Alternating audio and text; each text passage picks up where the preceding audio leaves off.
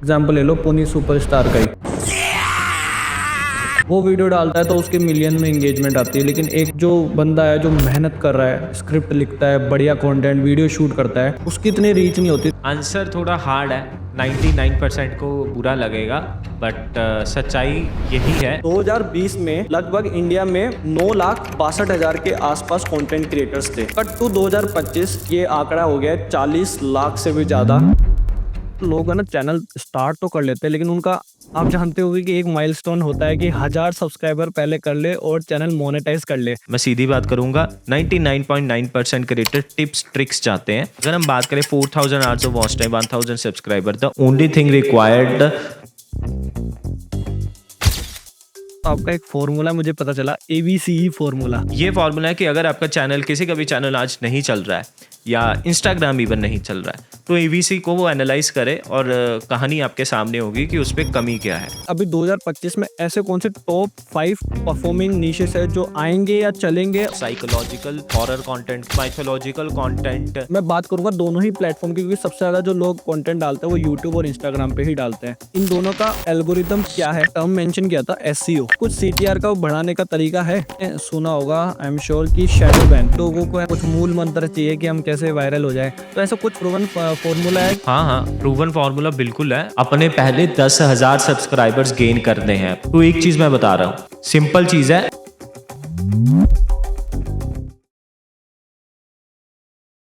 Hello नमस्कार and welcome to Nikhil pod show. तो ये साल है 2025 और भाई आज के टाइम में हर कोई कंटेंट क्रिएशन में अपना हाथ आजमाना चाहता है, लेकिन सही गाइडेंस नहीं होने के चलते या तो लोग शुरू ही नहीं करते, और जो शुरू करते हैं तो कुछ वीडियोस डालने के बाद अपना चैनल बंद कर देते हैं क्योंकि उनके व्यूज ही नहीं आते। और भाई हर क्रिएटर सोचता है कि मैं ऐसा क्या कंटेंट बनाऊं कि मैं वायरल हो जाऊं, लोग उसको देखे शेयर करें। लेकिन भाई ये सब चीज़ों की नॉलेज आपको वही दे सकता है जिसको कंटेंट स्ट्रेटेजी की नॉलेज हो। देखो कंटेंट क्रिएशन में कितना पैसा है ये मुझे आपको बताने की बिल्कुल भी जरूरत नहीं है। भुवन बाम से लेके एलविश यादव तक वहीं से स्टार्ट किया जहां आज आप लोग हो। और भाई उन्होंने भी बेसिक रिसोर्सेज के साथ स्टार्ट किए थे, लेकिन आज देखो वो कितने बड़े स्टार बन चुके हैं। देखो कंटेंट में तो यार आपके दम होना ही चाहिए, लेकिन 2025 में इतना ज्यादा कंपटीशन है कि सिर्फ कंटेंट से आपका काम नहीं चल सकता। आपको और भी फैक्टर्स है जिन पे ध्यान देना चाहिए, जैसे ट्रेंडिंग टॉपिक्स क्या चल रहे हैं आज के टाइम में, किस प्लेटफॉर्म पे आप पोस्ट कर रहे हो वीडियोस, उस प्लेटफॉर्म की आपको अच्छी समझ होनी चाहिए, क्या एल्गोरिदम है उस प्लेटफॉर्म का, और content marketing up to date आपको इन्फॉर्मेशन रहनी चाहिए। लेकिन बहुत ही कम लोग हैं जो आपको इतने कम टाइम में ये सब चीजें आसानी से सिखा सकते हो। भाई आज हमारे साथ ऐसे ही एक गेस्ट है हमारे पॉडकास्ट पे जो कंटेंट स्ट्रेटेजी के मास्टरमाइंड है, संजय नूत्रा। इनके इंस्टाग्राम पे 6.5 लाख से ज्यादा फॉलोअर्स है, और इनके इंस्टाग्राम पे आपको हजारों ऐसी वीडियोस मिल जाएगी इंस्टाग्राम और यूट्यूब की टिप्स एंड ट्रिक्स को लेके, जिससे आपका चैनल और पेज आप ग्रो कर सको। चाहे आपका नया चैनल हो, चाहे आपका पुराना चैनल हो, आपके व्यूज नहीं आ रहे, आपको इंगेजमेंट नहीं मिल रही, क्या कंटेंट आपको डालना चाहिए, क्या नीश होना चाहिए, ये सभी सवालों के जवाब आपको इसी पॉडकास्ट में मिल जाएंगे। तो आज के गेस्ट को बुलाने से पहले आप हमारे चैनल को जाके सब्सक्राइब कर लीजिए, क्योंकि आप जब हमारा चैनल सब्सक्राइब करते हो तो हमको मोटिवेशन मिलता है, हमारी टीम को मोटिवेशन मिलता है, और हम लोग भी ग्रो होते हैं, और हम आपके लिए और भी अच्छे अच्छे गेस्ट को अप्रोच कर पाते हैं और आपको अच्छी वैल्यू दे सकते हैं। सो चलो बिना किसी देरी के बुलाते हैं हमारे आज के गेस्ट को, संजय नूत्रा। संजय भाई वेलकम है आपका निखिल पोर शो के नए एपिसोड पे। कैसे हो आप? Thank you so much Nikhil भाई, मुझे इनवाइट करने के लिए और अपना प्लेटफॉर्म देने के लिए। पहले क्वेश्चन से स्टार्ट करते हैं संजय भाई। मैं आपको एक डेटा बताना चाहता हूँ कि 2020 में लगभग इंडिया में 9,62,000 के आसपास कंटेंट क्रिएटर्स थे। कट टू 2025 अभी के टाइम में आपको मालूम है ये आंकड़ा कितना आ गया है? कितना, गैस बताइए। आप बिलीव नहीं करोगे, ये आंकड़ा हो गया है 40 लाख से भी ज़्यादा कंटेंट क्रिएटर्स, और मैं सिर्फ बात कर रहा हूँ इंडिया में। ओह माय तो गॉड। अगर अभी आज के टाइम में कोई नया बंदा सोच रहा है कि वो कंटेंट क्रिएशन में आए, तो उसके लिए कितना स्कोप है इस कॉम्पिटिटिव मार्केट में? श्योर। ये डेटा तो डेफिनेटली मुझे आपसे पता लगा, लेकिन मैं इसका डेटा का एक्चुअल जो मैं अपनी कम्युनिटी के अंदर देखता हूँ, मैं उसका इनसाइट आपको बताता हूँ। देखो, आज के तारीख में कंटेंट बनाना ना बहुत इजी होगा, क्योंकि हर किसी के पास फ़ोन है, इनिशियल गैजेट उसके पास है कि यहाँ से स्टार्ट करना है। तो क्रिएटर में भी उसमें भी काउंट हो रहा हो कि ये इसने पहली रील डाल दी, वो भी क्रिएटर है, जिसने पहला शॉट डाल दिया वो भी क्रिएटर है। अब सेकंड, एक्चुअल में जहाँ पर हम ये क्वेश्चन पूछते हैं कि क्योंकि बहुत सारे लोग आ चुके हैं, तो क्या हमारा स्कोप है या नहीं, ये सही समय है या नहीं यूट्यूब पे आने का, इंस्टा पे आने का। तो एक्चुअल में बहुत सारे लोग आज के तारीख में जो आपको दिख रहे हैं, मैं आपसे क्वेश्चन पूछ रहा हूँ, आज से 5 साल पहले जिन आप क्रिएटर्स को देखते थे, आज वो एग्जिस्ट करते हैं? उनमें से कितने करते होंगे? बहुत कम। मतलब बहुत कम। हाँ, एक दो का रह गए जो जिन्होंने बहुत ज़्यादा अपने चीज़ों को चेंज किया, जो बहुत ज़्यादा अपग्रेड किए टाइम के साथ। लेकिन उनमें से ज़्यादातर जो आप उस वक्त देखते थे, मैं देखता था, आज एग्जिस्ट भी नहीं करते। कभी कभार एक स्पॉन्सरशिप की वीडियो डाल देते हैं, लेकिन आज वो है भी नहीं, राइट। तो बात यह है कि जो कंसिस्टेंसी से लगा रहेगा वही एक्चुअल में ग्रो कर पाएगा, वही अर्न कर पाएगा। और सबसे इंपॉर्टेंट, ना कि सिर्फ कंसिस्टेंटली लगा रहेगा, इवॉल्व करता रहेगा, चीज़ों को अडॉप्ट करता रहेगा। अभी आने वाला ट्रेंड एआई का है, फेसलेस का, there are lots of things जो अभी आएंगी। मैं खुद कल परसों अपना चैनल देख रहा था, 2017 की वीडियोस, मैंने स्टोरी भी डाली थी। मैं खुद हैरान था कि यार आज से 7 साल पहले मैं क्या था और आज 7 साल बाद क्या हूँ। फिर मैं प्रेडिक्ट करने की कोशिश कर रहा हूँ कि अब से 7 साल बाद क्या होगा। मतलब पूरा ट्रांसफॉर्मेशन हुआ, फिर से ट्रांसफॉर्मेशन होगा पूरी दुनिया का। क्योंकि अभी तो राइट एआई भी आ रहा है, राइट आने राइट वाले टाइम में क्या हो जाएगा कुछ पता नहीं है। बिल्कुल बिल्कुल, बहुत कुछ चेंज होने वाला है, और मे बी हम इस पॉडकास्ट में उसकी भी बात करेंगे। तो बहुत श्योर। स्कोप है। The only thing required for you guys is कि जो भी देख रहा है इवॉल्व करे, सीखता रहे, कंसिस्टेंसी से लगा रहे। शॉर्ट माइंडसेट के साथ मत आए। शॉर्ट माइंडसेट के साथ शायद आप $1000-2000 कमा भी लोगे, बहुत सारी ट्रिक्स मिल जाएंगी। लेकिन अगर आपको लंबा चलना है तो 5-10 साल वाली गेम के साथ के माइंडसेट से आना। मतलब स्कोप है अगर करना चाहे तो। बहुत ज़्यादा है, बहुत ज़्यादा। हम्म। तो संजय भाई, सबसे पहले तो यार लोग है ना चैनल स्टार्ट तो कर लेते हैं, लेकिन उनका आप जानते होंगे कि एक माइलस्टोन होता है कि 1000 सब्सक्राइबर पहले कर ले और चैनल मोनेटाइज कर ले। लेकिन बहुत ज़्यादा डिफिकल्ट होता है ये 1000 सब्सक्राइबर लाना, टू बी ऑनेस्ट। तो इसके लिए आप बताओ कि ये पड़ाव जो है ये लोग कैसे पार करें और क्या स्ट्रेटेजी होनी चाहिए उनकी? देखिए बहुत सिंपल है। जैसे अपन कोई दुकान खोलते हैं, शॉप हम्म, कीपर है ना, तो इनिशियल कस्टमर लेकर आना बहुत मुश्किल होता है। वो बोलते हैं कि मैंने अपने यहाँ पे सुना हुआ है कि एक धंधा जमाने में 1-2 साल लगते हैं, वो ऐसे बड़े आराम से बोल देते हैं। लेकिन अपन जब यूट्यूब, इंस्टा ये सब की बात करते हैं तो 1-2 साल कोई देना ही नहीं चाहता। हर किसी को क्विक क्विक क्विक चाहिए, है ना। तो यहाँ पर अगर हम बात करें 4000 hours of watch time, 1000 subscriber, the only thing required इस की अपने को स्ट्रैटेजी चाहिए। अब स्ट्रैटेजी में मैं एक चीज़ बात करता हूँ, हम में से ज़्यादातर लोग, मैं सीधी बात करूँगा, 99.9% क्रिएटर टिप्स ट्रिक्स चाहते हैं कि यार कुछ ऐसा बता दो कि 4000 घंटे हो जाए, कुछ ऐसा बता दो सब्सक्राइब। क्वेश्चन ही गलत आते हैं कि सब्सक्राइबर बढ़ाने की कोई ट्रिक बता दो, ऐसा क्वेश्चन आता है, विच इज़ कोई मूल मंत्र होना चाहिए। राइट। वो नहीं होता। एक्चुअल में इसका कॉन्सेप्ट सिंपल सा है कि आप वीडियो को किस तरह से बनाओ और क्या बनाओ, राइट। क्या बनाओ, किस तरह से बनाओ, right. What to make and how to make. अगर हमें ये समझ में आ गया तो हमारी वीडियो जाएगी, वायरल जाएगी, लोगों तक पहुंचेगी। अदरवाइज आप उसमें हैशटैग लगा लो, टाइटल लगा लो, डिस्क्रिप्शन लगा लो, सही टाइम पे अपलोड कर लो, राइट। कैटेगरी क्या है, ये सब क्वेश्चन हमारे पास आते हैं, तो इन सब से कुछ होने नहीं वाला है। तो संजय भाई, एक और चीज़ है, मैंने देखा है लोगों का ना माइंडसेट है यूट्यूब को लेके या इंस्टाग्राम को लेके कि ये साइड हसल है। हम्म तो क्या इसकी वजह से भी लोग इसमें लैग कर रहे हैं कि वो उतना एफर्ट्स नहीं डाल रहे? राइट। बहुत सारे जैसे आज हमारे पास एनआरआईज आ रहे हैं क्या, तो वो बोलते हैं कि संजय आप बताओ कितना इन्वेस्ट करना है, तो साइड बाय साइड हम ऐसा ऐसा करते रहेंगे, बस आप अमाउंट बताओ। मैं उन्हें बोलता हूँ कि आप लूज़ करोगे जितना अमाउंट आप दोगे और उससे कम अर्न कर पाओगे। वो बोलते फिर क्या फ़ायदा, हमने तो सोचा था ऑटोमेशन होता है यूट्यूब चैनल्स का, हमने तो सोचा है कि कैश काउ चैनल्स होते हैं। मैंने एक चीज़ आप सबको बोलना चाहूँगा, जो अगर आप किसी एजेंसीज के पास जाते हैं, कहीं से ये करवाने की कोशिश करते हैं, तो वो नहीं होगा। लेकिन अगर आप इसे खुद सीख कर इन डेप्थ में, क्योंकि ये स्किल है, आई रिपीट ये एक स्किल है, तो स्किल को सीखने के लिए समय लगता है और आपको समय देना पड़ेगा। और जब आप समय दोगे, उसके बाद सीखोगे, उसके बाद इम्प्लीमेंट करोगे, तो it will take around 6 to 12 month बहुत ईजिली, और वो भी कंसिस्टेंसी से। अगर छोड़ छोड़ के करोगे फिर तो पता नहीं कितने साल लग जाएंगे हमारी तरह, लेकिन अगर कंसिस्टेंसी से करोगे तो होगा। तो साइड हसल को लेकर चलो, लेकिन कंसिस्टेंसी से अगर करोगे तो होगा। कंसिस्टेंसी बहुत ज़्यादा मैटर करती है इन चीज़ों में। बहुत ज़्यादा मैटर करती है। तो जैसे संजय भाई, आपसे पूछूं कि अभी 2025 चल रहा है, पहले के जो टाइप के आपने बताया कि अभी कंटेंट जो पहले चल रहा था वो अब नहीं चलता है ना। तो आपके अकॉर्डिंग अभी 2025 में ऐसे कौन से टॉप 5 परफॉर्मिंग नीशेस है जो आने वाले टाइम में आएंगे या चलेंगे, और कौन से ऐसे हैं जो जिनका डाउनफॉल चल रहा है या आ गया? वैसे तो बहुत सारे हैं, लेकिन मैं कुछ बताने की कोशिश करता हूँ। साइकोलॉजिकल वाले जो इन डेप्थ टॉपिक्स होंगे वो आने वाले टाइम में बहुत चलेंगे। पहले ओशो नहीं चलते थे, अब ओशो चल रहे हैं, राइट? समझ रहे हो मैं क्या कह रहा हूँ? ये टाइम वो है।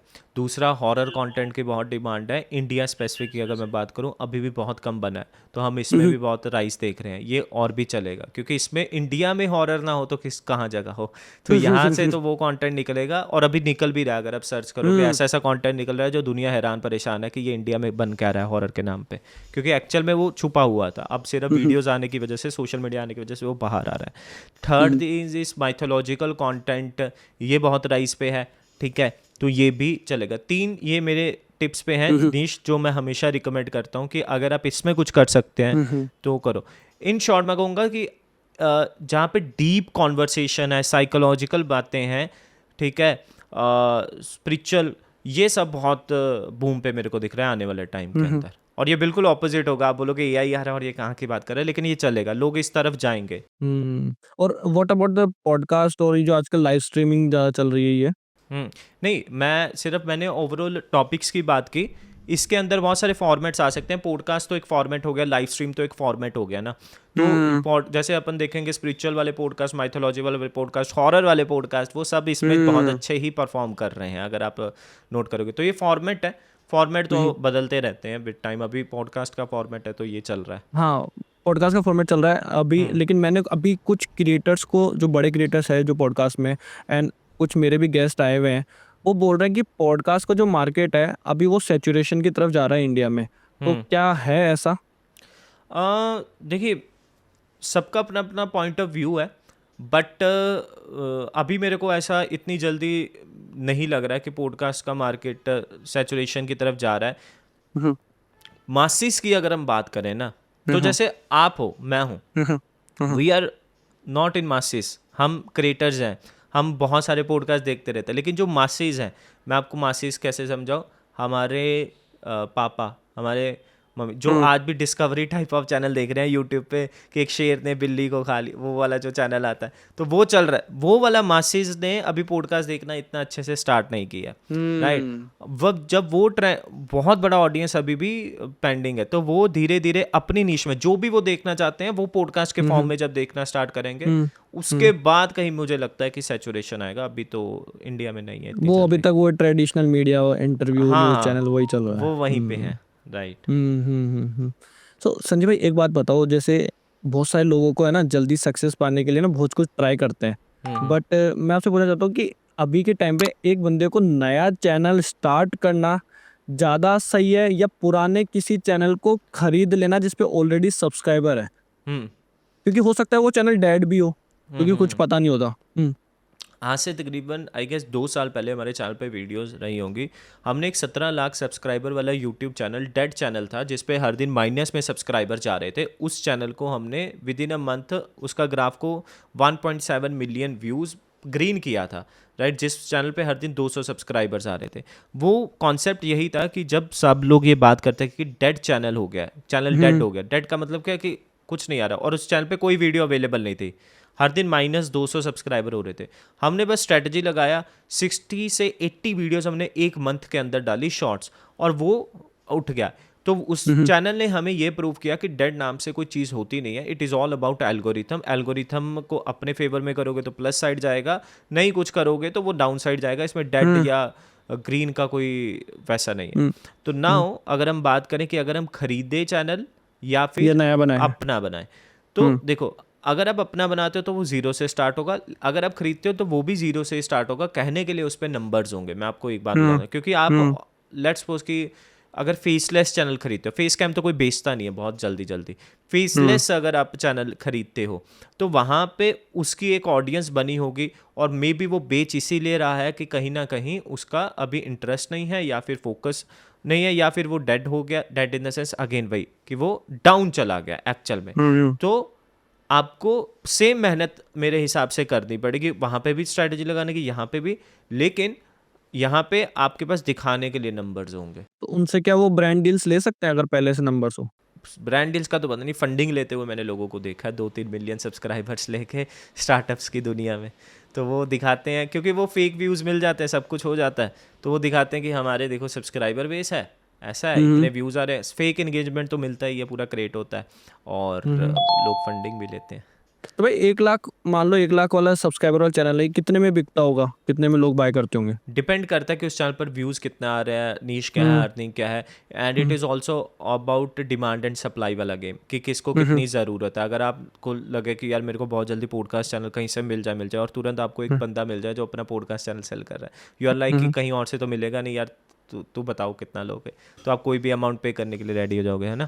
तो वो डिपेंड करता है कि डिमांड एंड सप्लाई का खेल है, same like real estate. But अगर 1 लाख सब्सक्राइबर फेसलेस चैनल है, ठीक है, और उस पर डेड है, कोई मोनेटाइज नहीं है, आपको 10,000 से लेके 20,000 रुपये में मिल जाएगा। लेकिन सेम उसी चैनल पर व्यूज़ है, मोनेटाइज्ड है, अच्छी ऑडियंस है, वही आपको चैनल 3-4 लाख रुपए में मिलेगा। तो डिपेंड उसके एनालिटिक्स के ऊपर करती है चीज़ें। ये भी तगड़ा बिजनेस है आज के टाइम में। बहुत अच्छा है। हमारे एक स्टूडेंट हैं, नाम जोया है, उन्होंने 3 चैनल हमारे कम्युनिटी, मतलब हमारा जो प्रोग्राम है उसके अंदर बनाए हैं, 3 चैनल फेसलेस। उन्होंने एक चैनल पे 3 मिलियन कर लिए, एक पे आई गेस 1 मिलियन कर लिए, एक पे 8 लाख 7 लाख कर लिए। तो वो अपने 3-4 मिलियन सब्सक्राइबर वाला चैनल हमारे प्लेटफॉर्म पर अभी सेल कर रहे हैं, अराउंड आई गेस 4-5 लाख रुपए में वो सेल कर रहे हैं। फेसलेस चैनल है, चाइनीज़ वीडियो वाला। सही है। तो भाई आपका मैं रिसर्च कर रहा था तो आपका एक फ़ॉर्मूला मुझे पता चला, एबीसीई फ़ॉर्मूला।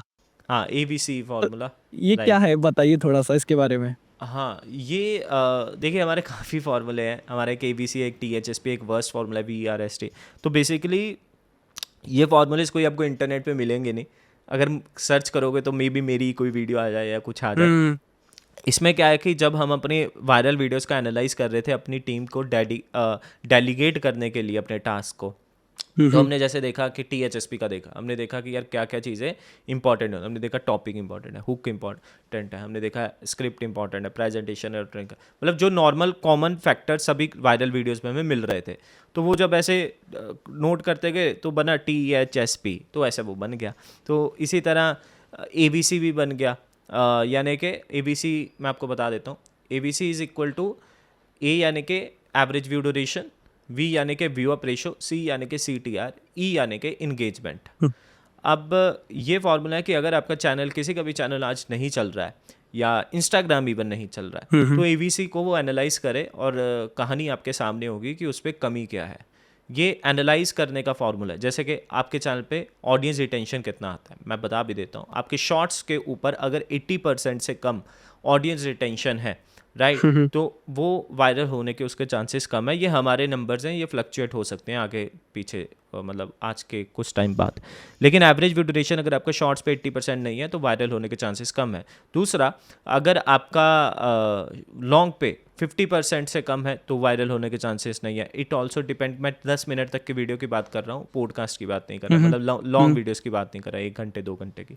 उसके बाद व्यू अप रेशो की बात करें, व्यू अप रेशो यानी कि स्क्रॉल करते करते कितने लोग रुक गए आपके चैनल के ऊपर, मतलब आपके वीडियो के ऊपर, this is called view up ratio, right. Instagram पे इसे कुछ और कहते हैं, शायद स्वाइप अप रेशो कहते हैं या कुछ और, लेकिन सेम ही चीज़ है। तो व्यू अप रेशो आपका 65% प्लस होना चाहिए, यानी कि सिर्फ 35% लोग स्क्रॉल कर जाएं, स्वाइप कर जाएं, और 65 लोग रुक जाएं 100 आउट ऑफ 100। वो आपको जज करना कि आपका कितना है। सेम अगर आपका लॉन्ग वीडियो तो CTR आपका 7% अप होना चाहिए, 7% से कम है तो गड़बड़ है जी आपके थंबनेल में, मतलब लोग क्लिक नहीं कर रहे, इंटरेस्ट नहीं दिखा रहे, कुछ आपका अट्रैक्शन नहीं है, कुछ आपकी हुक नहीं है उसके अंदर, आपके भाई थंबनेल के अंदर। CTR का AVD से भी कुछ लेना देना होता है, एवरेज व्यू ड्यूरेशन से? इसका मैं आपको बताता हूँ कि जब YouTube पे आप 3 AB टेस्टिंग आ गई है थंबनेल्स की, तो जब आप 3 थंबनेल्स उसके अंदर लगाओगे ना, तो वो आपको डेटा इस तरह से नहीं शो करेगा कि इसका CTR हाई है। वो बोलेगा इस थंबनेल से इतना CTR आया और इसकी वजह से इतना एवरेज व्यू ड्यूरेशन आया, इट मीन्स ये जीता है। तो वो दोनों फैक्टर्स को देख के वो किसी AB टेस्टिंग में विन करवाता है थंबनेल को, यानी कि CTR plus average view duration, यानी कि किससे CTR ज़्यादा आया और CTR से किसका एवरेज व्यू ड्यूरेशन ज़्यादा आया। इट मीन्स यूट्यूब भी इस KPI को देखता है किसी CTR के लिए, राइट। तो CTR में AVD बहुत इंपॉर्टेंट है, राइट। तो ये रिकमेंडेड भी है कि 3 थंबनेल बनाओ। अगर आपको समझ नहीं आ रहा है यार कौन सा चले, तो यूट्यूब खुद ही बताएगा आपको किससे ऑडियंस रिटेंशन ज़्यादा आ रहा है, किस थंबनेल की वजह से। क्योंकि वो सीधा माइंडसेट है ना कि मैं इस वीडियो को ओपन तो कर लिया, मतलब आपने कुछ और ही लिख के ओपन तो करवा दिया, लेकिन उस वीडियो के अंदर वो उसे वैसा मिला ही नहीं। तो उसने, स्मार्ट है व्यूअर, तो उसने फटाफट फटाफट ऐसे करना है यार, वो आ ही नहीं रहा पार्ट, तो उसने बंद कर देना कि ऐसा यार, राइट, तो वो तो आपके वीडियो पिट जाएगा, राइट। तो सिर्फ क्लिक बेट से कुछ नहीं होगा।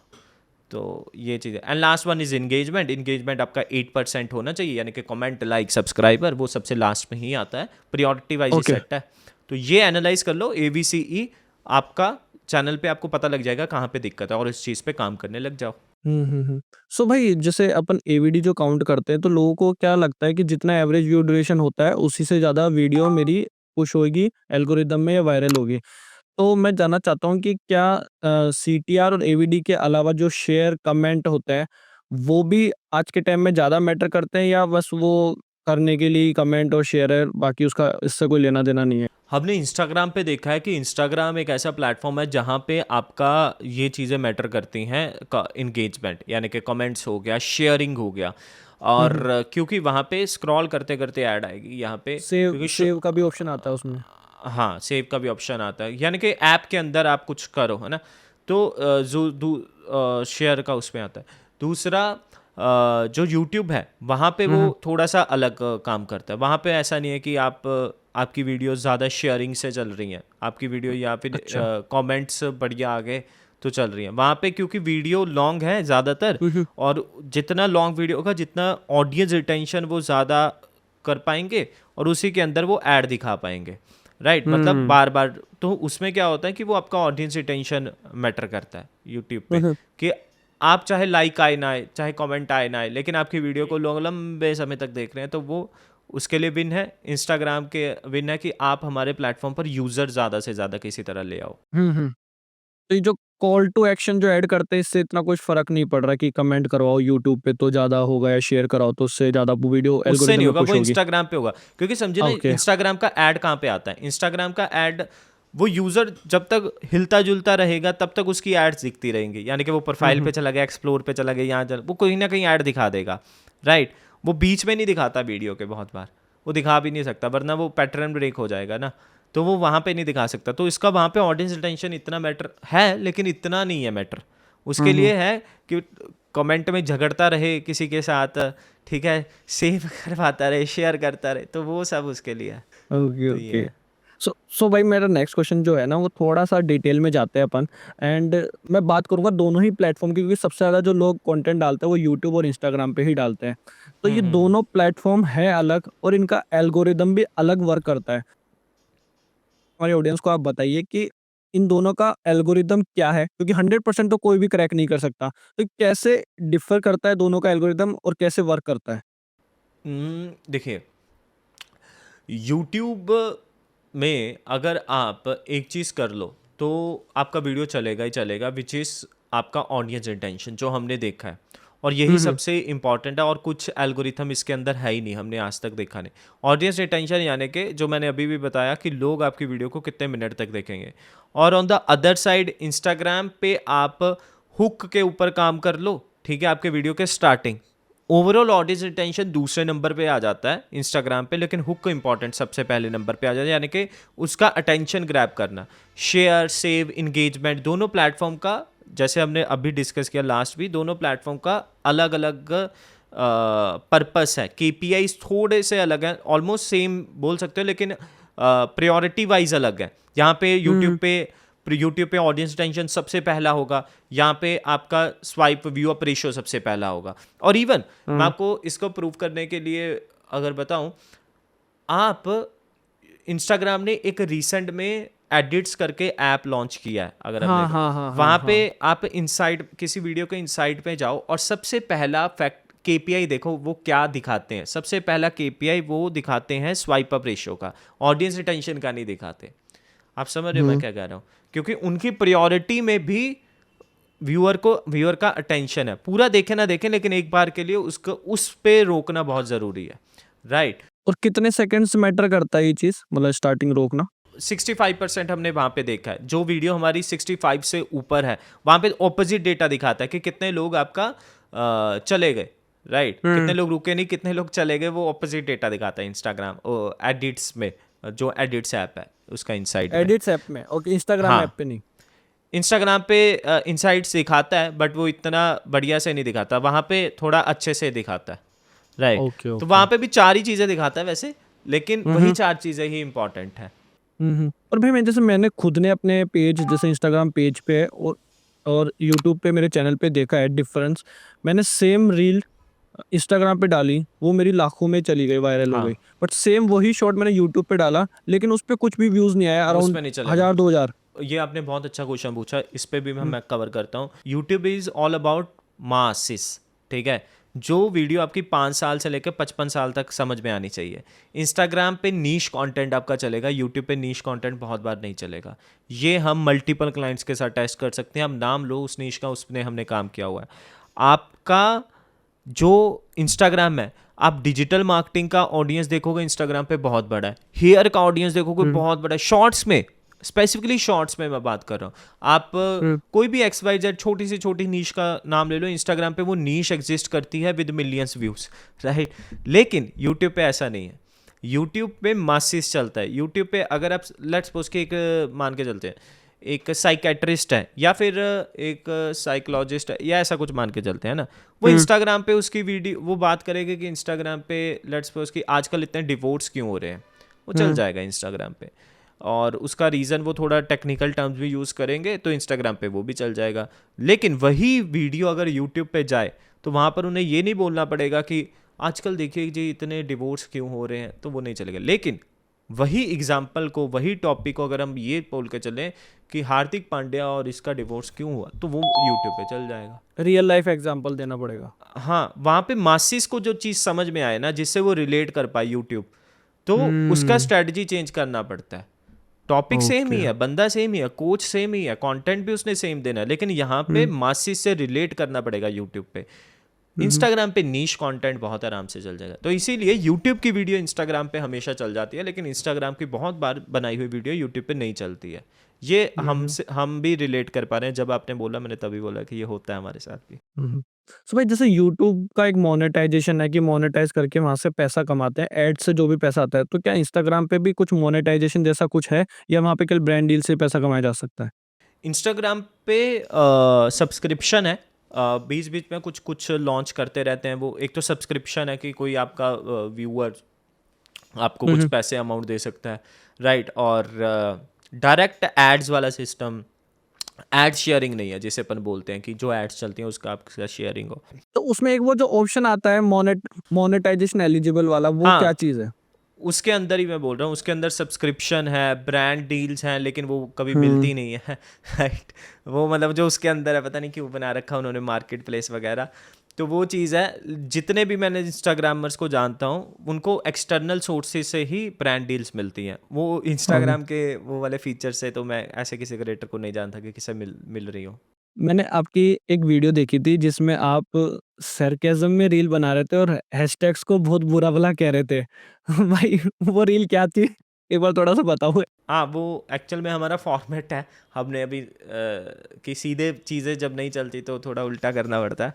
तो उसमें देखिए वो सच है, हुँ, क्योंकि ना हम सभी सारा दिन हम ऐसे ही। अब मैं आपको बताता हूँ, आप इस कम्युनिटी में जाइए यूट्यूब हुँ, गुरुज़ की, ठीक है। मैं मतलब बोल नहीं रहा, लेकिन सच बता रहा हूँ। तो आप यूट्यूब गुरुज़ की कम्युनिटीज़ में जाइए, उनके कमेंट सेक्शन पढ़ लीजिए, आपको यही क्वेश्चन मिलेंगे और जिनसे हुँ। कुछ किसी ग्रोथ का कोई लेन देन है ही नहीं है। यानी कि 4 पेट पेट एक क्वेश्चन है। सेकंड संजय भाई, आपको मैं रोकना चाहूँगा। पहले एक बार ऑडियंस को थोड़ा कॉन्टेक्स्ट दे दो, वो रील क्या थी? हाँ, वो रील ये थी कि जैसे हम बोलते हैं कि कोई बोलता है कि यार चैनल डेड करना है, ठीक है। हम हुँ, अब ये नहीं बात करेंगे चैनल ग्रो करना है। तो अगर हुँ, आपको चैनल डेड करना है तो आप हैशटैग हुँ। लगाओ भर भर के, ठीक है। चैनल की अपलोडिंग टाइमिंग का बहुत ध्यान रखो, 6:06 के ऊपर ही अपलोड करो, 1 मिनट इधर उधर नहीं जाना, ठीक है। हाँ, हाँ, हाँ। और पूरा कीवर्ड स्टफिंग कर दो, ठीक है। कोई हुँ, सब फॉर सब करो कमेंट्स में आह! लोगों से, तुम मेरा चैनल सब्सक्राइब करो। मैं जैसे कोई हुँ, वीडियो अपलोड हो, अपने रिश्तेदारों को शेयर कर दो, मौसी को शेयर कर दो, व्हाट्सएप पे शेयर कर दो, ताकि तुम्हारी और वीडियो का रिटेंशन बिल्कुल ख़राब हो जाए। वो तुम्हारे कहने के लिए एक बार खोल के सिर्फ लाइक करके तुरंत बंद कर दें और तुम्हारा ऑडियंस हुँ, रिटेंशन हुँ, बिल्कुल ख़राब हो जाए। हुँ, तो ये सब हुँ। चीज़ें करने से तुम्हारा चैनल डेफिनेटली डेड तो होगा ही होगा। तो ओके। सीधा पैटर्न है, राइट।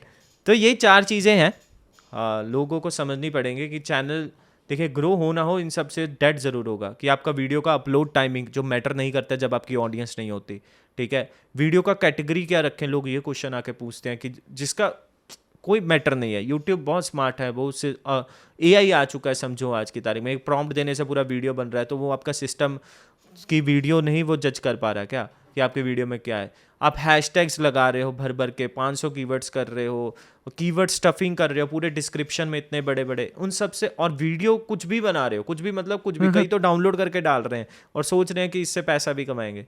तो थोड़ा आपको स्ट्रैटेजी वाइज सीखना पड़ेगा। सिंपल सी चीज़ है, एक ही रूल है, क्या आप किसी वीडियो को हैशटैग देख के देखते हो?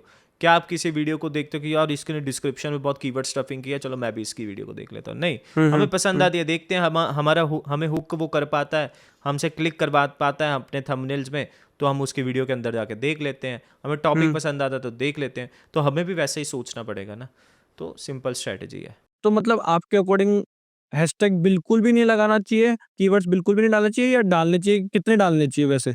देखिए निखिल भाई, ऐसा है कि जब इंस्टाग्राम लॉन्च हुआ था, यूट्यूब लॉन्च हुआ था, या फिर आज आप अपना एक कोई वेबसाइट लॉन्च करो जिसमें आपको सेगमेंट करना हो चीज़ों को, आज आपके पास एल्गोरिथम नहीं होगा, ठीक है, आज आपके पास इतना डेवलपर्स की टीम नहीं होगी जो सब कुछ कर दे। तब आप क्या करोगे? बेसिक चीज़ है, आप बोलोगे कि भैया तुम मेरे प्लेटफॉर्म पर आ रहे हो, तुम ना हैशटैग लगा दो एक सिंपल, या कोई टैग लगा दो, या फिर उसको कैटेगराइज कर दोगे ताकि आपका सेगमेंट हो जाए वेबसाइट के अंदर, है ना। जैसे इंस्टाग्राम पे पहले लिमिट थी कि 30 हैशटैग्स लगा सकते थे, और अब आजकल मैंने देखा है वो लोग ब्रैकेट लगा के कीवर्ड्स भी डालने लग गए उसमें।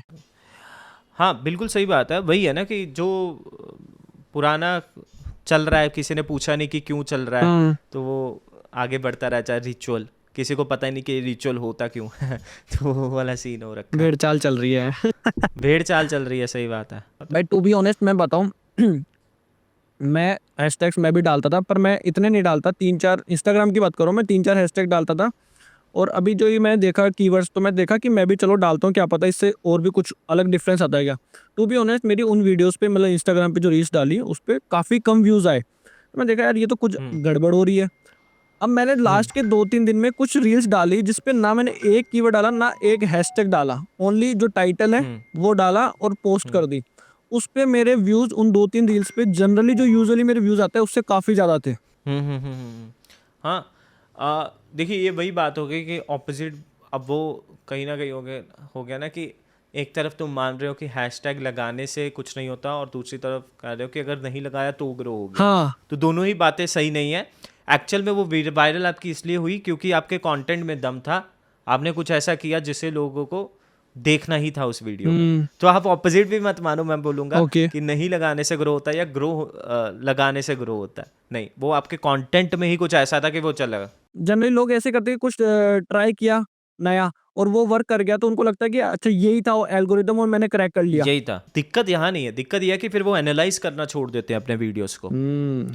आप अभी जैसे अपने को ये समझ में आ गया कि यार ये ना करने से आएगा, तो मैं कुछ भी वीडियो बनाऊंगा और कुछ नहीं, कोई अपलोड नहीं करूँ, मतलब कोई हैशटैग नहीं लगाऊंगा और अपलोड कर दूंगा। ऐसा थोड़ी था। वो लास्ट वीडियो में मैंने कुछ ऐसी हुक बनाई होगी, कुछ ऐसा बोला होगा, मेरा टॉपिक ही इतना ऐसा रहा होगा कि लोग, हर कोई सुनना चाहता होगा, इसीलिए वो चल पड़ा। तो एनालाइज करो हमेशा कि लास्ट में मैंने क्या फॉर्मेट था, कैसे शूट किया था, कैसे एग्जीक्यूट किया था, कैसे एडिटिंग किया था, अगेन THS पे टॉपिक क्या था, हुक क्या था, स्क्रिप्ट क्या थी, प्रेजेंटेशन क्या थी, एडिटिंग क्या थी। जब ये चीज़ें हम देखेंगे तो डेफिनेटली ग्रो होगा ही होगा। संजय भाई जैसे यूट्यूब पे जो है लोग टाइटल पे बहुत ज़्यादा फोकस करते हैं कि क्योंकि CTR उसी से ज़्यादा होता है, तो इंस्टाग्राम पे भी क्या वो टाइटल मैटर करता है या उससे कुछ लेना देना नहीं है उसका?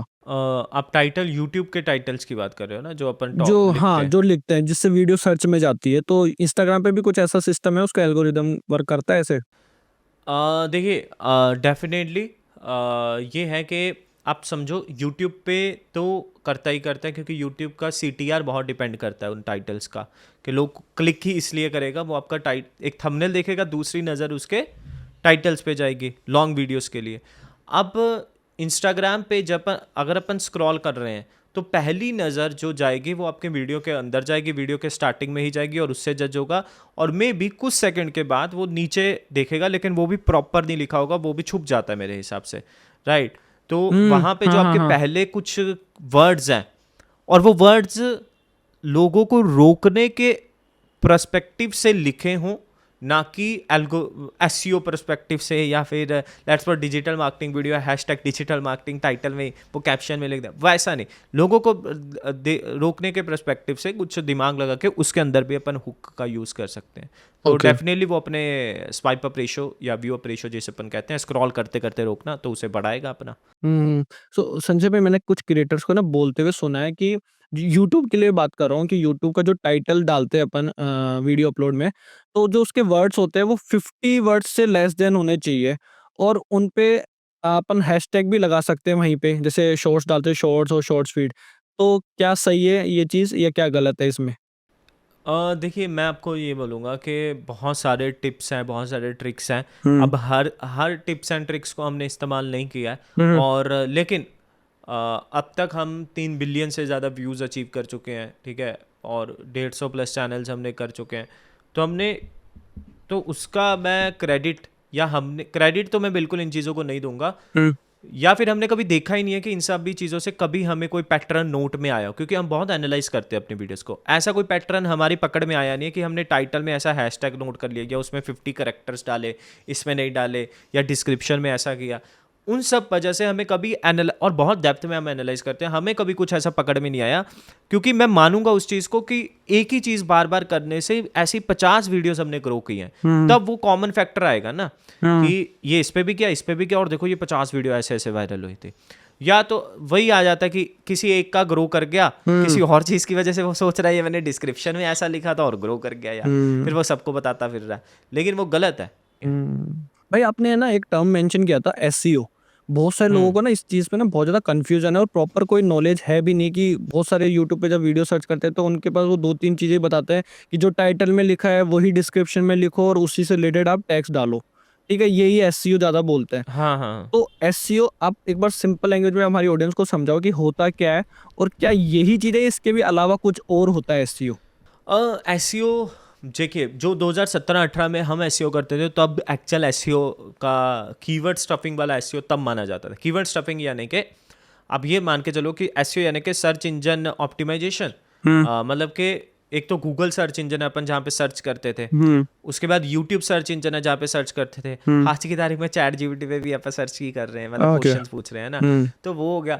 लेकिन यहाँ पे अगर अपन यूट्यूब स्पेसिफिक बात करें, तो उसके अंदर पहले 2017-18 में टाइटल में हम कीवर्ड स्टफ करते होते थे, और वो काम करता था उस वक्त, क्योंकि वो प्लेटफॉर्म में इतना एल्गोरिथम नहीं था, मतलब चीज़ें इतनी ऑप्टिमाइज नहीं थी कि वो खुद ही सिस्टम कुछ सब कुछ एनालाइज करके वीडियोस को हुँ, सही ऑडियंस के सामने पहुंचा रहा है। तो हम कुछ ऐसे लूप होल्स थे कि यार अपने टाइटल में ज़्यादा जो आपका सबसे मेन कीवर्ड है, यानी कि जिस पे आप वीडियो को रैंक करवाना चाहते हो, कि let's suppose how to grow YouTube channel हुँ, मेरा हुँ, एक वीडियो का हुँ, हुँ। कीवर्ड है, तो मैं क्या करूंगा, मैं how to grow YouTube channel title में डाल दूंगा, डिस्क्रिप्शन की पहली लाइन में डाल दूंगा, और अपना कीवर्ड जो होते हैं, जो 500 कीवर्ड डालने होते हैं या 500 करेक्टर का लिमिट होता है, उसमें टैक्स। भी सबसे पहला, हाँ सबसे पहला मैं वही कीवर्ड डालूंगा, how to grow YouTube channel. हुँ, तो ऐसी ऐसी छोटी छोटी चीज़ें होती थी जिसे हम स्टफिंग बोलते थे, और डिस्क्रिप्शन 5000 करेक्टर का एक हुँ, लिमिट मिलता होता है, उसके अंदर मैं बार बार घुमा फिरा के बार बार how to grow YouTube channel,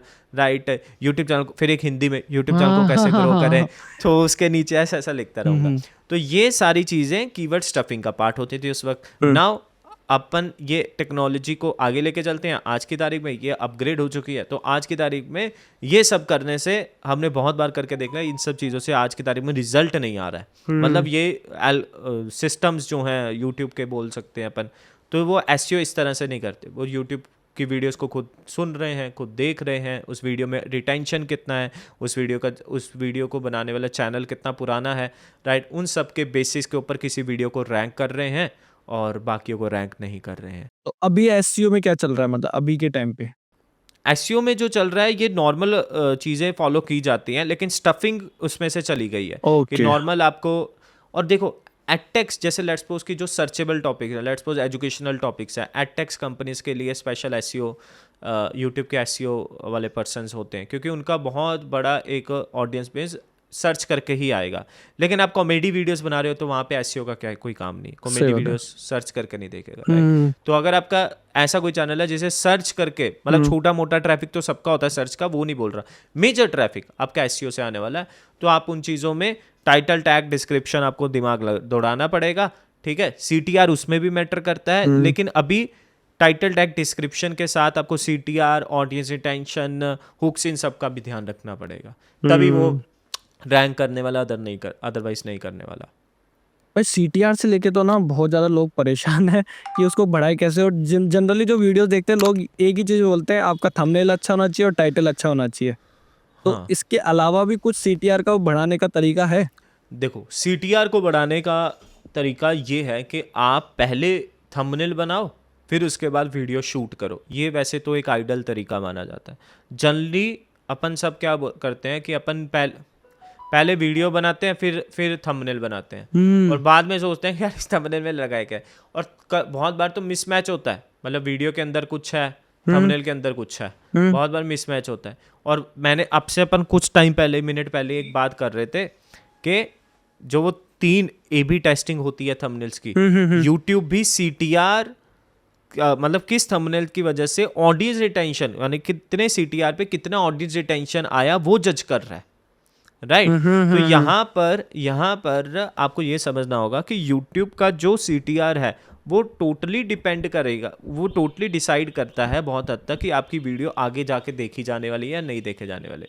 मतलब कि आपका 10% CTR आ गया, एक केस लेके चलते हैं, आपने कुछ डाल दिया, या मान के चलते 15% आ गया, आपने बहुत ही कुछ खतरनाक डाल दिया, लेकिन आपकी वीडियो के अंदर वैसा कुछ है ही नहीं, और वो देख रहा है कि उसे, व्यूअर स्मार्ट है, उसे पहले 10 सेकंड में समझ में आएगा यार थंबनेल तो कुछ AI से रिलेटेड था, जिसमें एक लड़की लग रखी थी, यहाँ कौन आ गया रे, तो उसने पूरा देखना है। पुनीत सुपरस्टार और डाल दिया। हाँ, तो 10 सेकंड तो वो आगे करेगा, फटाफट आगे करेगा, या फिर वो स्पीड बढ़ा लेगा, यार आ नहीं रहा, उसने आगे चल के ऐसे करना है, कुछ नहीं है, वीडियो को बंद करके चला जाएगा, राइट। तो तरीका ये है कि पहले आप थंबनेल डिसाइड करो, फिर उसके अकॉर्डिंग वीडियो बनाओ कि उसको, ताकि जस्टिफाई भी कर पाए और उसको दिखा भी पाए जो थंबनेल में बोला था। ये चीज़ तो भाई मेरे को भी नहीं पता चली कि पहले थंबनेल बनाना चाहिए और बाद में वीडियो, क्योंकि हम भी हाँ, जनरली यही करते हैं हमारी टीम की, पहले हम पॉडकास्ट शूट करते हैं, उसके अकॉर्डिंग फिर जो भी हम भी यही करते थे। सब लोग क्लिक यही जो हो करते हैं। सकता है उसमें वो करवाएं, जो भी वीडियो में अपनी बात हुई हुई है।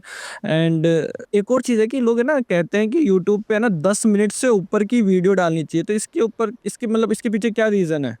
नहीं, ऐसा तो नहीं है, बहुत सारी वीडियोस हम 10 मिनट से नीचे की देखते हैं। हम्म ऐसा कोई स्पेसिफिक रीज़न नहीं है हम्म कि 10 मिनट से नीचे की वीडियो डालने से चलेगी या ऊपर से डालने की चलेगी। अब तो आप कोई भी नीश उठा लो सीखने वाली, उसमें 7-7, 10-10 घंटे की वीडियो भी पड़ी है और वो भी चल रही है। मतलब डिजिटल मार्केटिंग का कोर्स आप सर्च करो, उसमें 10 घंटे की वीडियो, 100 घंटे की वीडियो मिल जाएगी, सॉरी, अच्छा 100 आवर का video, digital marketing course search कर लेना, लोगों ने डाली हुई है और वो भी चल रही है, उस पर भी लाखों में व्यूज़ है, लोग देख भी रहे हैं। और अब तो यूट्यूब के भी मैं देख रहा हूँ, यूट्यूब कोर्स के नाम पे 7-8-10 घंटे की वीडियो, उस पर भी इस नीश में लोग डालने लग गए हैं। तो ऐसा कुछ नहीं है, इट ऑल डिपेंड कि व्यूअर सामने वाला देखने के लिए रेडी है या नहीं है।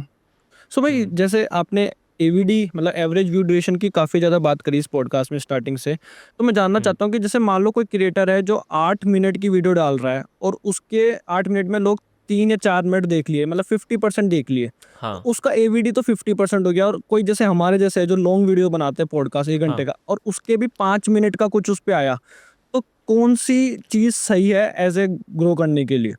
पॉडकास्ट मैं आपको बताता हूँ, पॉडकास्ट में मैंने देखा है कि लेट्स सपोज अगर आपका 1 आवर प्लस का पॉडकास्ट है, हम्म ठीक है, तो मान के चलते हैं 1 घंटे आपके 30 मिनट का पॉडकास्ट है, और लगभग आपका ऑडियंस रिटेंशन अगर 30% आप क्रैक कर जाते हो, 30%, तो आपका वो पॉडकास्ट वायरल होने के बहुत ज़्यादा चांसेस है। मतलब वायरल से मेरा मतलब है कि 5 लाख 10 लाख व्यूज़ उस पर आ सकते हैं, ठीक है, लॉन्ग पॉडकास्ट के ऊपर वायरल मतलब कि जो यूजुअली आपके चैनल पे व्यूज आते हैं उससे काफ़ी ज़्यादा।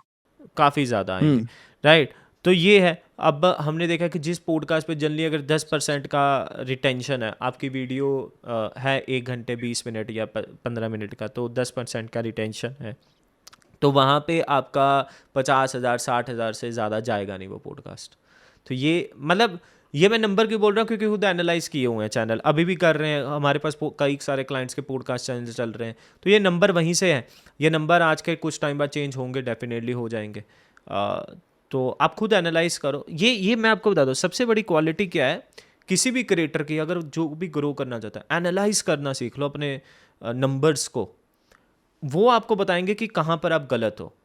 लेट्स सपोज आपको सिर्फ सिंपल सी बात है, CTR कमज़ोर है, बाकी सारी चीज़ें सही हैं, थंबनेल बनाने वाला एक पर्सन लेके आओ जो सोच पाए, जो आपके एक मेच्योर थंबनेल एडिटर लेकर आओ, तो जो आपके साथ ब्रेनस्टॉर्म करे कि इसमें क्या डाले, आपकी वायरल हो जाएगी। आपका रिटेंशन कम है, पूरा पैटर्न, पूरा फॉर्मेट चेंज कर दो अपने वीडियो बनाने का, वीडियो को प्लान कर लो, स्क्रिप्टिंग ज़्यादा कर लो, वर्ड बाय वर्ड बोल के देखो। यही तरीके हैं, और कोई तरीका नहीं है। नंबर्स ही आपको बताएंगे कि क्या होता है, लेकिन हम करते नहीं है, मोस्टली लोग नहीं करते। मैं खुद नहीं करता था बहुत टाइम तक, तो ये तो बहुत बाद में करने लग गए। भाई इसके पीछे एक रीज़न भी है ना, लोग है ना, जैसे मैंने देखा है क्रिएटर्स जो स्टार्ट कर रहे हैं या ऑलरेडी कर चुके हैं थोड़े बहुत, वो डरते हैं कि, डरते तो क्या है, उनका कंसर्न रहता है कि यार हमारे पास कोई टीम नहीं है, या हमारे पास इतने प्रोफेशनल कैमरा नहीं है, कोई गैजेट्स नहीं है, तो हम चैनल चला ही नहीं सकते। तो अब मैं चाहता हूँ कि उन लोगों को कुछ बताना चाहो कि ये सब चीज़ें मैटर करती है इतना स्टार्टिंग में। देखिए मैं आपको बताता हूँ, स्टार्टिंग में इतना मैटर नहीं करती हैं, बिल्कुल नहीं करती हैं। अगर आप मेरे मेरे क्या, किसी भी क्रिएटर का देख लो, बहुत बड़े मनोज दे हैं, उसने सीढ़ियों पे बैठ के वीडियोस बनाई हैं, अभी है ना। डाली थी उन्होंने वीडियो एक। आज वो मेरी कल परसों ही उनसे बात हो रही थी, आज वो बड़े 2-4 करोड़ के घर में रह रहे हैं ना, बिल्कुल। और बड़ी कारों में घूम रहे हैं। तो भाई मैटर तो नहीं करती हैं। भुवन बाम है, फ़ोन से ही वीडियो बनाते थे, आज प्रोडक्शन हाउस भी खोल रखा है। कैरी बनाते थे, वो भी बहुत छोटे से सेटअप से कर रहे थे, आज बिल गेट्स के साथ भी, है ना। तो समझो मतलब कहीं कभी हॉलीवुड स्टार से मिल रहे हैं, कभी कहीं से मिल रहे हैं, तो डिफरेंट डिफरेंट चीज़ें वो कर रहे हैं। तो इट इज़ ऑल डिपेंड कि आपका माइंडसेट कितना बड़ा है। ये तो प्रूव हो चुका है, मुझे बताने की ज़रूरत नहीं है। अपने जो जिन लोगों को अपन देख के प्लेटफॉर्म पर आए हैं, उन्होंने खुद स्टार्टिंग अपने छोटे छोटे रिसोर्सेज से की थी, और आज कहीं से कहीं। बट भाई जैसे उनके टाइम में इतना ज़्यादा कंपटीशन नहीं था कि लाइक कुछ गिने चुने यूट्यूबर्स थे, पर आज के टाइम में इतने ज़्यादा कंपटीशन और बहुत सारी एजेंसी भी है जो क्रिएटर्स को हायर करके उनको पूरा ये गैजेट्स प्रोवाइड करती है, तो उनसे कैसे कॉम्पीट करें? लेकिन भाई ऑन द अदर साइड कि उनके पास इतने आइडियाज़ भी नहीं थे ना। आज तो अपने पास आइडियाज़ भी बहुत सारे हैं ना, आज तो अपॉर्चुनिटीज़ भी बहुत सारी हैं, आज तो AI से पूरा चैनल बन रहा है, चैट कल जीपीटी। Google flow. हाँ, तो वो रिसोर्सेज भी कहाँ, फ्री के ही तो हैं ये सारे रिसोर्सेज। सही बात है। तो आज आपके पास एक्चुअल में रिसोर्सेज ज़्यादा है। ChatGPT को एक कमांड दो, वो पूरा आपको गुरु बन के बताएगा। राइट, राइट, कितनी मर्जी बातें कर लो। फ्लो नाम का एक टूल आ चुका है गूगल का, वो पूरा व्लॉग बना देगा आपको अपनी कमांड पे। 70 रुपीज़ पर सेकंड का उसका कोई प्राइसिंग मैं देख रहा था कल परसों। वो पूरा व्लॉग बना देगा, आपको लगेगा नहीं कि यार ये एक्चुअल है या AI है। आप सर ये सब अपने ही अभी आ रहा है, उनके पास तो था ही नहीं ना ये। हम्म। सो संजय भाई, आपने एक टर्म के बारे में सुना होगा, आई एम श्योर, कि शैडो बैन। आपने सुना है इसके बारे में कुछ? हाँ, इंस्टाग्राम पे ये तो ये बहुत सच लोग में करते ऐसा हैं। कुछ होता है या ऐसे ही है? देखिए, ये आज तक हम इस मिस्ट्री को पता नहीं लगा पाए हैं। हम्म। राइट, और ये राज आज भी राज ही है, बट ऑफिशियली कुछ सुना नहीं है। और ये राज हमारे साथ ही चला जाएगा। चला ही जाएगा। लेकिन कुछ एक्सपीरियंसेस हैं। इंस्टाग्राम पे जैसे हमारे 2 एक्सपीरियंस हुए हैं कि एक, जो अगर हम आईडी नहीं बनाते हैं और उस पर काम करते हैं, तो वो कुछ टाइम लेती है, समय लेती है, बहुत सारे वीडियोस मांगती है अपना एक सही ऑडियंस तक पहुंचने के लिए। मतलब इंस्टाग्राम पे हमारा कभी ऐसा नहीं रहा कि पहली वीडियो वायरल हो गई। यूट्यूब पे तो बहुत बार है, लेकिन इंस्टा पे कभी नहीं रहा है। राइट, तो वो एक तो हमारा ये एक्सपीरियंस है। दूसरा, इंस्टाग्राम पे हमारा एक्सपीरियंस है कि एक अच्छी खासी चलती हुई आईडी कुछ महीनों के लिए बिल्कुल ठप हो गई, और फिर हमने बहुत कोशिश की, नहीं चली, फिर हमने बंद कर दिया, उस पर मतलब नई आईडी बना ली, लेकिन पता लगा पुरानी आईडी फिर से अच्छी हो गई अपने आप ही। तो ये पता नहीं क्या होता है, लेकिन ये 2 एक्सपीरियंस हमारे साथ इंस्टा पे हुए हैं, और इसमें कुछ हम एनालाइज कर नहीं पाए कि ये क्यों हुआ था, कैसे हुआ था। ओके। और वही आइडिया आज अच्छी चल रही है। तो मे बी होता हो पीछे से कुछ, या फिर मतलब सिस्टम के वाइज कुछ, लेकिन ऐसा मैं बोलूँगा नहीं कि हाँ शैडो बैन होते हैं या नहीं होते हैं, क्योंकि ऑफिशियल जब तक कुछ बोलने वाला नहीं है, तो मैं कौन होता हूँ बोलने के लिए। सही बात है, मतलब इंस्टाग्राम ने ऑफिशियली नहीं बोला। हाँ, वरना पता क्या होगा, जिनका चैनल या जिनका इंस्टा एक्चुअल में सही कंटेंट नहीं डाल रहे, इसकी वजह से नहीं चल रहा, वो बोलेंगे शैडो बैन हो गया, शैडो बैन हो हाँ, गया। वो अपने अपना वो सेटिस्फाई कर लेंगे अपने आप को कि हाँ ठीक है भाई, शैडो बैन हो गया इसलिए नहीं चला मैं। हाँ, इसलिए नहीं चला। संजय भाई, मैंने एक और चीज़ है ना लोगों को बोलते हुए सुना है कि यूट्यूब पे स्पेशली बोल रहा हूँ कि first 24 hours after video upload बहुत ज़्यादा इंपॉर्टेंट होते हैं। अगर उसमें वीडियो एल्गोरिदम में पुश हो गई और हो गई तो व्यूज़ आएँगे, वरना उसके बाद नहीं आएँगे। तो उन लोगों को आप क्या बताना चाहोगे? हमारा ऑपोजिट रहा है, हमारे यूट्यूब का एक्सपीरियंसेस ऑपोजिट रहा है। हुँ, फर्स्ट 24 आवर्स में हमने देखिए, अगर आपका ट्रेंडिंग टॉपिक है तब तो फर्स्ट 24 आवर्स मैं मानूंगा कि लेट्स सपोज विजय माल्या, मतलब जिस वक्त अगर बात कर रहे हैं विजय माल्या का पॉडकास्ट है, मेरे को फटाफट कुछ बनाना है, ट्रेंडिंग में चल रहा है, ऐसा कुछ है तो मैं फटाफट बनाऊंगा ना। हुँ, तो वहाँ पे वो फर्स्ट 24 आवर्स बहुत इंपॉर्टेंट है, क्योंकि बाद पे वो ड्रॉ नहीं चलेगा, उसका प्रोबेबिलिटी नहीं है चलने का। लेकिन ऑन द अदर साइड अगर मैं ये देखूं कि कोई ऐसा टॉपिक है जो एवरग्रीन टाइप का है, उसमें बिल्कुल ये मैटर नहीं करता कि आपका 24 आवर्स में चले। हमारे एक्सपीरियंस ने मतलब ऐसा कि पहले ग्राफ डाउन है लेकिन फिर धीरे धीरे बहुत अप गया। हुँ, हुँ। जितनी भी वायरल गई हैं हमारी लॉन्ग वीडियोस, शॉर्ट की मैं बात भी नहीं कर रहा, लॉन्ग वीडियोस वो पहले बहुत धीमे धीमे चली है, लेकिन विद टाइम वो ऐसा उनका ग्राफ गया है, लेकिन बहुत लंबे समय तक और बहुत ऊपर उठा है। तो हमारा एक्सपीरियंस बिल्कुल ऑपोजिट है। मतलब मान लो किसी क्रिएटर की वीडियो पे व्यूज़ रुक गए, तो इसका मतलब ये नहीं कि वो हमेशा के लिए रुक गए, वो बाद में कभी पिक हो सकती वीडियो। कभी भी हो सकती है। यूट्यूब पे तो स्पेसिफिकली ये एल्गोरिथम ही ऐसा है यूट्यूब का। तो ओके। आपकी एक वीडियो जो पहले आपने 6 महीने पहले बनाई थी, उस हुँ, पे पहले 10-15 दिन तक कोई व्यू नहीं थे, आप 6 महीने के बाद देखोगे उस वीडियो पे 30-40 हज़ार व्यूज़ हो रखे होंगे। तो हुँ। ये हमने बहुत बार देखा कि ये अब कहाँ से आ गए, क्यों चल रही है ये वीडियो। भाई क्योंकि ये ना ये क्वेश्चन मेरा पूछने का रीज़न इसलिए था क्योंकि पर्सनली मैंने ये चीज़ एक्सपीरियंस करी कि मेरा पॉडकास्ट चैनल के अलावा एक व्लॉगिंग चैनल भी है, जिसपे मैंने हुँ। अराउंड 2 साल पहले एक शॉर्ट डाला था। हुँ, उसपे हुँ, हुँ। कुछ अराउंड 7-10 हज़ार व्यू आए एंड रिसेंटली अभी लास्ट 2-3 महीने में वो शॉर्ट मैंने देखा वो लाख के पार चला गया है। तो हाँ, मैंने देखा कि 2 साल बाद कैसे पिक हो गया ये वाला शॉट। यूट्यूब ऐसा ही है। यूट्यूब का प्लेटफ़ॉर्म बिल्कुल ऐसा ही काम करता है। सो भाई आपने अभी एक चीज़ मेंशन करी अभी बातों-बातों में ब्राउज़ ब्राउज़ और ब्राउज़ फीचर। YouTube search. हाँ, ब्राउज़ फीचर होता है, यूट्यूब सर्च होता है, राइट, और होम पेज होता है। थोड़ा-सा एक्सप्लेन करो इसको। हाँ, इसमें देखिए अलग-अलग ट्रैफ़िक सोर्सेज़ होते हैं। जैसे अगर आप एड्स चलाते हो यूट्यूब का, तो आपको यूट्यूब एडवर्टाइज़मेंट से ट्रैफ़िक आएगा। मतलब ये हुँ, कहाँ पे आएगा, आप अपने यूट्यूब के एनालिटिक्स पे जाओगे तो वहाँ पे अलग-अलग सोर्सेज़ दिखेगा कि आपको व्यूज़ कहाँ से है। ब्राउज़ फीचर यानी कि लोग कुछ ऐसे-ऐसे स्क्रॉल कर रहे थे प्लेटफ़ॉर्म को, youtube.com पे गए या यूट्यूब के ऐप के सामने आपका थंबनेल आ गया, क्लिक करके आ गया आपकी वीडियो को, तो वो ब्राउज़ फीचर हो गया। ठीक है? आपके चैनल के ऊपर हैं और चैनल के वीडियो सेक्शन में है, किसी वीडियो को सेक्शन चेक करते-करते उन्होंने चेक कर लिया, मतलब क्लिक कर हुँ, हुँ, लिया, वो ट्रैफिक, वो व्यू काउंट होगा आपका होम पेज से, यानी कि वीडियो होम पेज उसे ऐसा कुछ बोला जाता है, तो वहाँ से वो काउंट होगा। सजेशन एक फीचर होता है, मतलब सजेशन हुँ, ट्रैफिक सोर्स होता है। किसी की वीडियो देख रहे हैं और निखिल भाई की आप वीडियो देख रहे हो, उस वीडियो के नीचे किसी और का वीडियो आ गया तो आपने वो क्लिक कर लिया, तो सजेशन से वो फीचर आ गया, क्योंकि यूट्यूब ने जैसे इनके पॉडकास्ट के नीचे किसी और के पॉडकास्ट का सजेशन दे हुँ। दिया, तो वहाँ पे क्लिक करके कुछ चला गया, तो वो सजेशन से ट्रैफिक आ गया। तो ऐसे यूट्यूब सर्च का फीचर होता है, तो सर्च करके देखा गया तो यूट्यूब सर्च से ट्रैफिक आ गया, समझ रहे हो? तो वो सेगमेंट करके अपने को दिखाता है कि अपने को ट्रैफिक कहाँ से आया, ताकि अपने को पता लगे कि अपनी वीडियोस कहाँ पे चल रही हैं और उस हिसाब से अपन ऑप्टिमाइज कर सकें तो चीज़ों भाई ये को। चीज़ अपने हाथ में होती है कि ये ब्राउज़ फीचर और यूट्यूब सर्च में कैसे ले जा सकते हैं अपने वीडियो को? नहीं, मोस्टली नहीं होती हैं। यूट्यूब का एल्गोरिदम अपने आप ही करता ही है। एल्गोरिथम अपने आप करता है और उनके ऊपर ही हमें छोड़ देना चाहिए। हुँ, हुँ। और जैसे शॉर्ट्स से आपका ट्रैफिक, अगर शॉर्ट्स पे जितने व्यूज़ आते हैं वो शॉर्ट फीड से आते हैं, हुँ, हुँ। राइट, वो आप देखोगे हमेशा, राइट, क्योंकि वो होम पेज पे नहीं दिखेंगे, सर्च पे भी आते हैं लेकिन होम पेज पे नहीं दिखेंगे आपको, है ना, इधर उधर नहीं दिखेंगे, वो मेनली स्क्रॉल करते करते वो शॉर्ट फीड होता है, तो हुँ। वहाँ से आएंगे, ऐसा होता है। सो भाई एक और चीज़ है यूट्यूब पे ना लोग बोलते हैं कि वीडियो जैसे अपलोड कर दी तो उसको डिलीट नहीं करना चाहिए, आर्काइव नहीं करना चाहिए, प्राइवेट नहीं करना चाहिए, इससे एल्गोरिदम पे असर पड़ता है। तो ये मिथ है या ऐसे सच है? देखिए, ऐसा तो नहीं है, कुछ भी नहीं है, हुँ, बिल्कुल मैं बोलूँगा ये मिथ ही है कि हुँ, ऐसे एक नहीं हज़ारों मिथ हैं। जैसे मैं आपको कुछ मिथ्स, अगर एक-एक करके मिथ की अगर हम बात करें, जैसे हमने मिथ सुने, ये वाला मिथ जो आपने बोला ये सुना है।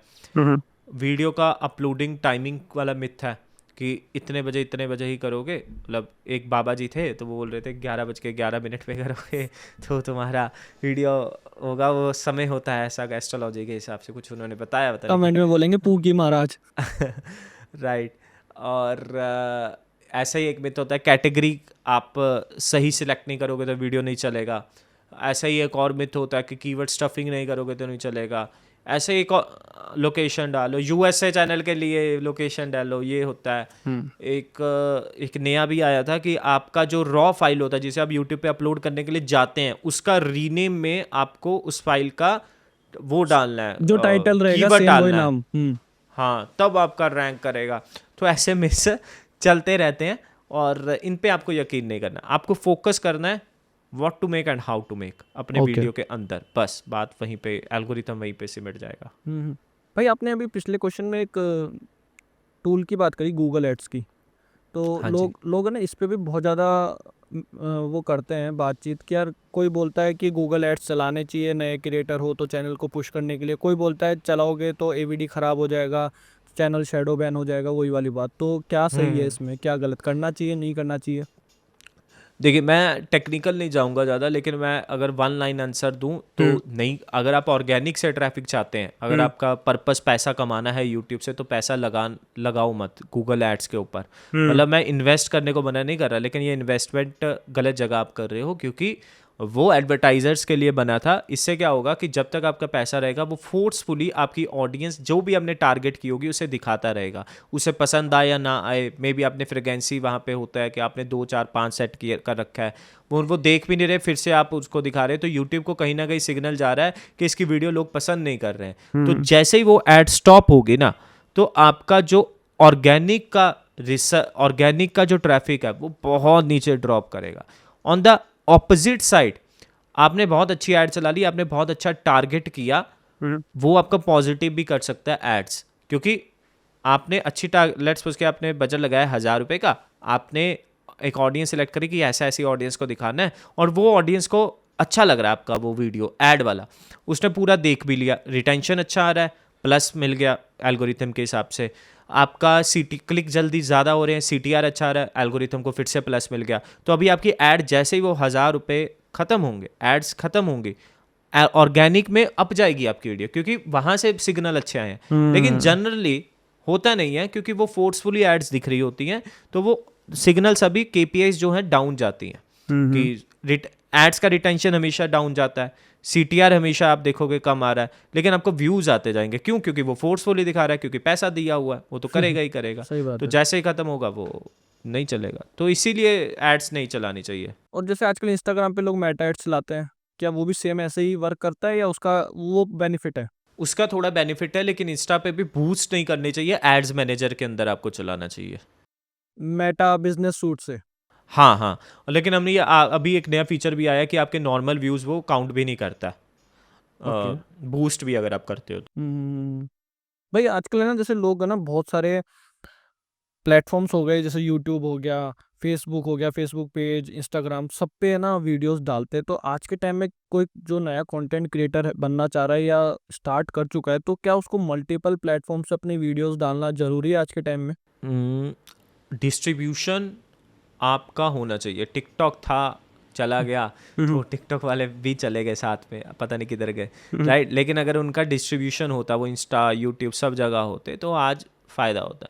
तो हो सकता है, देखिए अब नेक्स्ट इलेक्शन में इंस्टाग्राम ने कुछ गड़बड़ कर दी, ठीक है, और पूरा इन्फ्लुएंस कर दिया था एक ही पार्टी को, और वो बात सामने आ गई, इंडियन गवर्नमेंट बैन कर देगी मेटा को इंडिया से, मे भी कुछ ऐसा रूल आ गया है ना, तो अपन सब तो चले गए किधर ही, अपना तो भविष्य खत्म। लेकिन डिस्ट्रीब्यूशन अगर होगा, अलग अलग प्लेटफॉर्म पे होगा, तो अपन थोड़े सेफ रहेंगे, और ये होना भी चाहिए। एक दुकान बंद हो जाए तो दूसरी दुकान से काम चले। हाँ, ये मेरे हिसाब से ये सही स्ट्रैटेजी है, और इसमें सिर्फ आपका थोड़ा सा समय जाएगा उस वीडियो को अपलोड करना, उठा के दूसरी वीडियो पे अपलोड करने के लिए। और सब प्लेटफॉर्म्स की एक अलग ऑडियंस होती है, तो आप उसको दूसरे प्लेटफॉर्म पे भी ला सकते हो, ये भी बेनिफिशियल रहता है उसमें। हम्म। भाई अच्छा, कई बार अपन है ना ऐसा कुछ कंटेंट डालते हैं जिसपे ना कंट्रोवर्सीज हो जाती है, और फिर उस पे लोग नेगेटिव कमेंट्स करना चालू कर देते हैं, या उस पे रिपोर्ट करना चालू कर देते हैं। अभी रिसेंट बहुत सारे यूट्यूबर्स के साथ हुआ भी है।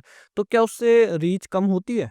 नहीं, रिपोर्ट कुछ नहीं होता है, रिपोर्ट से ओके। ऐसा नहीं होता, लेकिन जब तक आपका एक मैंने सुना है कि अगर आपका मास रिपोर्टिंग हो बहुत ज़्यादा, तब आपका इंस्टाग्राम जैसे बैन हो जाता है। लेकिन ऐसे पर्सन भी हैं जो वापस लेकर आते हैं, मैं उनको भी जानता हूँ, तो क्योंकि अगर वो फेक तरीके से गया है तो उसको वापस भी लेकर आया जा सकता है, ऐसा कुछ नहीं है।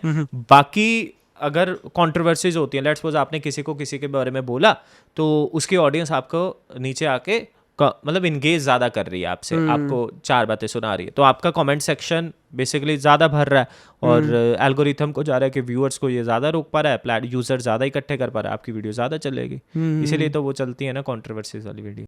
तो भाई आपने स्टार्टिंग में अपन ने बात भी की थी कि लोगों को है ना आजकल पेशेंस नहीं है, ऑडियंस स्पैन इतना कम हो गया है कि उनको कुछ मूल मंत्र चाहिए कि हम कैसे वायरल हो जाए।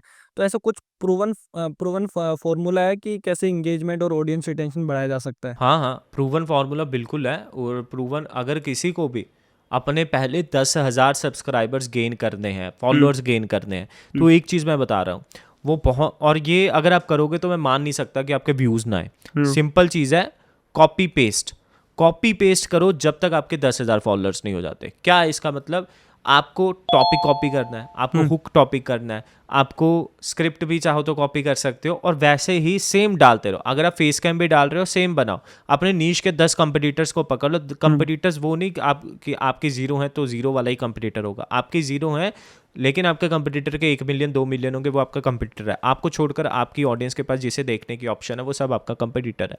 उसके वीडियोस को आपको क्या करना है, कॉपी पेस्ट करने लग जाना है। कौन सी वीडियोस को? जो उसकी चली हुई वीडियोस है, सबसे ज़्यादा व्यूज़ आए हुए हैं। हाँ, और वो देख लेना कि बस वो वीडियोस ना हो जो एक समय पे ट्रेंड में थी और इसलिए वो सबसे ज़्यादा व्यूज़ गेन कर रहे हैं। नहीं, वो एवरग्रीन वीडियोस होनी चाहिए आपके नीश की, राइट? जैसे how to lose weight, right? ये मतलब जो डाइटिशियन या हेल्थ वाली नीश है, इसमें ये टॉपिक 10 साल पहले भी, 8 साल पहले, आज भी होगा, है ना? तो उसमें भी देखना कि किस टाइप का लोग उसमें आपके, जब एनालाइज करने जाओगे अपने 10 कंपटीटर को, आपको कॉमन टॉपिक्स मिल जाएंगे।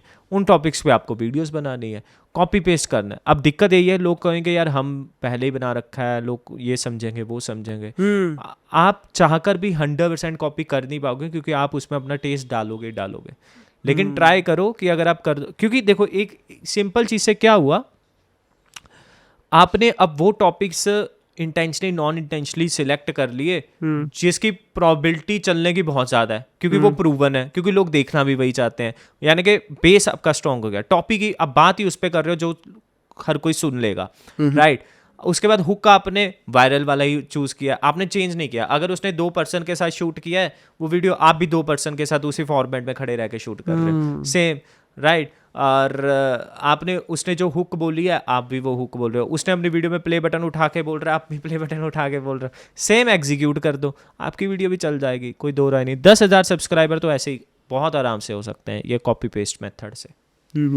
यानी कि अपना दिमाग लगाना छोड़ना है थोड़े टाइम के लिए, और विद टाइम आपको समझ में आ जाएगा जब आप 50-100 वीडियो कॉपी करोगे कि यार एक्चुअल में चीज़ें एग्जीक्यूट कैसे होती हैं। मतलब ऑलरेडी जिसने रिसर्च करके इतना अच्छा बना रहा है तो आप उसको कर सकते हो एज ए इंस्पिरेशन लेके, उसमें ऐसा हाँ कॉपी वाली कोई बात नहीं है, और उसको अपने पे डाल के ग्रो कर सकते हो अपने, है ना? हाँ हाँ हाँ, मतलब ये क्या होता है कि ये जो कॉपी पेस्ट वर्ड है ना, ये इजीली समझ में आता है। वैसे भी स्कूलों में भी तो करते ही थे लोग। हाँ, राइट, और ये हाँ। ये ये काम भी करता है ना। भाई थोड़ा सा ना कंटेंट प्लानिंग के बारे में बताओ कि लोग है ना वो भी बोलते हैं कि एक वीक में इतनी बार पोस्ट करनी चाहिए, एक महीने में इतनी वीडियोस पोस्ट करनी चाहिए, तो थोड़ा सा इसको एक्सप्लेन करो आप। अ, देखिए, इसमें आपके रिसोर्सेज डिपेंड करते हैं, आपका नीश डिपेंड करता है। ये बिल्कुल मैटर नहीं करता कि आप हर दिन वीडियो डालो या वीक में एक बार डालो, हर किसी का अपना है। जैसे कैरी मिनाटी बहुत टाइम में एक बार वीडियो अपलोड करता है, लेकिन वो बहुत मास्टरपीस टाइप ऑफ, मतलब अच्छा वीडियो से अच्छा बनाएंगे। ऑन द अदर साइड ऐसे क्रिएटर भी हैं जो महीने में 3 बार अपलोड करते हैं, सेम ही नीश के हैं, राइट? अब डिपेंड करता है कि आपके पास रिसोर्सेज कितने हैं, समय कितना है, आपका गोल क्या है, राइट? उस हिसाब से अगर हम शॉर्ट्स रील्स की बात करें तो हम जैसे एक दिन में 2 भी डालते हैं, 3 भी डालते हैं, लेकिन एक दूसरी इसमें होते हैं, एक मशीन गन अप्रोच होती है, एक होती है स्नाइपर अप्रोच। मशीन गन यानी कि फटाफट, राइट, और स्नाइपर होती है कि एक ही डालेंगे लेकिन बिल्कुल परफेक्ट डालेंगे।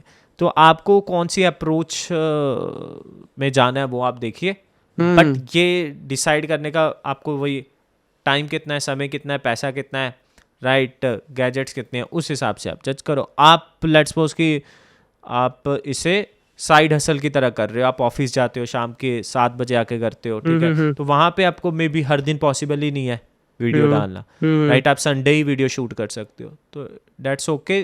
दोनों ही केसेस में एल्गोरिथम को कोई दिक्कत नहीं है। मेन ये है कि आप जो भी फ्रीक्वेंसी सिलेक्ट करो उसको मेंटेन ज़रूर करो फिर।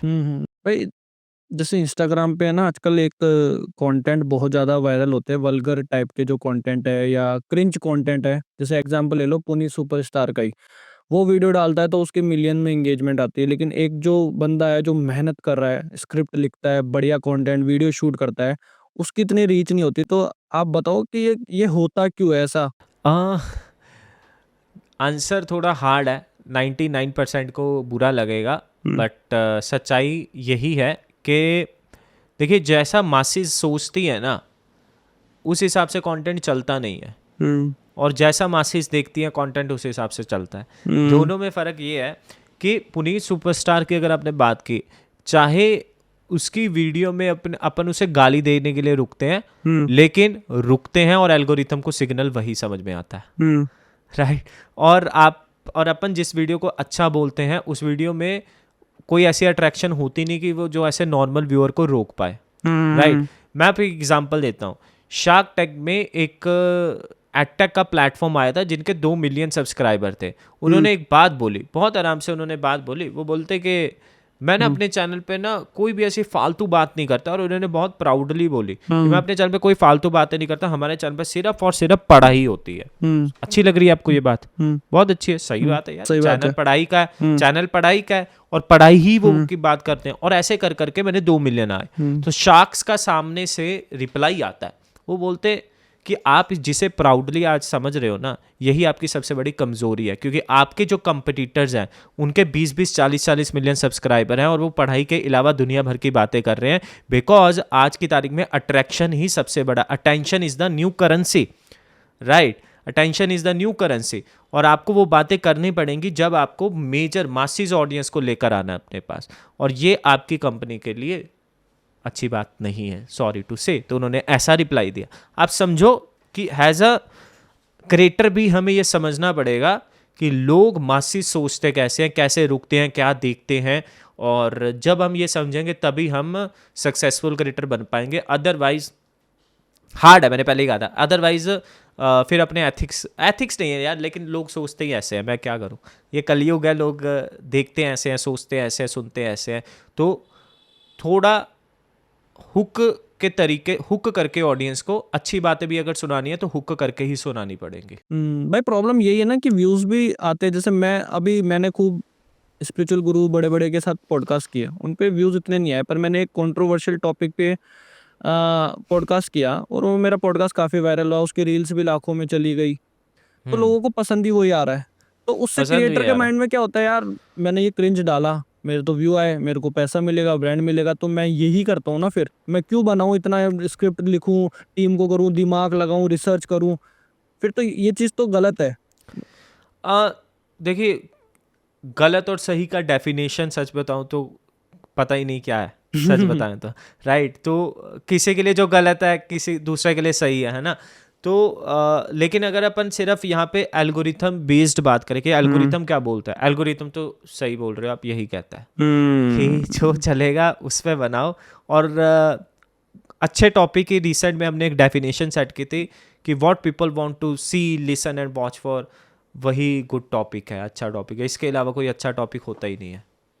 जो मेरे माइंड में टॉपिक आ रहा है सीड टॉपिक का, अगर लोग उसे देखना नहीं चाहते वो मैं कभी बनाऊंगा नहीं, क्योंकि मेरे को पता है कि वो देखेगा नहीं। लेकिन मेरी रिसर्च बोल रही है कि 50 लोग इस टॉपिक पे वीडियो बना रहे हैं, सबकी चल रही है, आज लोग यही देखना चाहते हैं। वो टॉपिक मुझे पसंद नहीं है, लेकिन मैं वही बनाऊंगा क्योंकि लोग देखना चाह रहे हैं, और वही बोलते हैं ना, कहावत भी, जो दिखता है वही बिकता है। हाँ, सीधी सी बात है। भाई आपने बहुत ही अच्छे से एक्सप्लेन किया, और मैं आपसे एक और चीज़ है ना समझना चाहता हूँ कि मेरे आज तक है ना समझ नहीं आई। अभी रिसेंटली एक कंट्रोवर्सी भी हुई थी, एक यूट्यूबर वर्सेस कोई न्यूज़ मीडिया एजेंसी है जो यूट्यूब, ANI। हाँ ANI।